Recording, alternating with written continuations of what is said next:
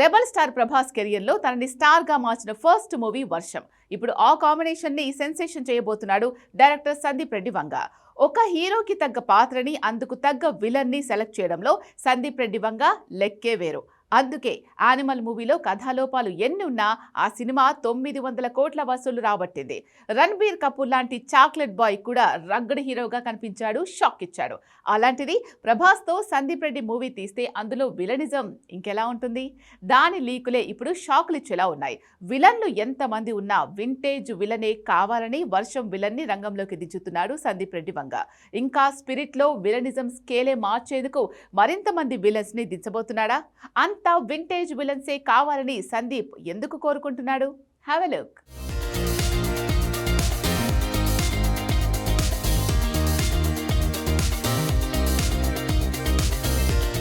Rebel star Prabhas movie స్పిరిట్లో తను వేస్తోంది కాప్రోల్. దారి తప్పిన ఓ ఐపీఎస్ కథని గ్లిమ్స్ విన్న ఎవరికైనా క్లారిటీ వచ్చేస్తోంది. కాకపోతే ఇందులో విలన్స్గా వింటేజ్ బ్యాచ్ దిగుతోంది. అందులో హీరో గోపీచంద్ కూడా ఉన్నాడు. ఎప్పుడో వర్షం మూవీలో ప్రభాస్తో కలిసి స్క్రీన్ షేర్ చేసుకున్నాడు. ఆల్మోస్ట్ ఆ సినిమా వచ్చి 21 ఏళ్ళు అవుతుంది. మళ్ళీ అదే తరహా విలనిజం స్పిరిట్లో చూపించబోతున్నాడా? ఎందుకంటే సందీప్ రెడ్డి సినిమా అంటేనే మరుగున పడిన సాలిడ్ ఆర్టిస్టులను బయటకు తీసుకొస్తాడనే పేరుంది.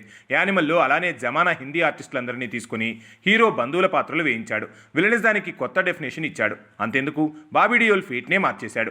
అందుకే స్పిరిట్లో గోపీచంద్ విలన్గా కనిపిస్తాడన్న ప్రచారం మొదలవగానే అందరికీ వర్షం మూవీ టైం పీరియడ్ గుర్తొస్తుంది.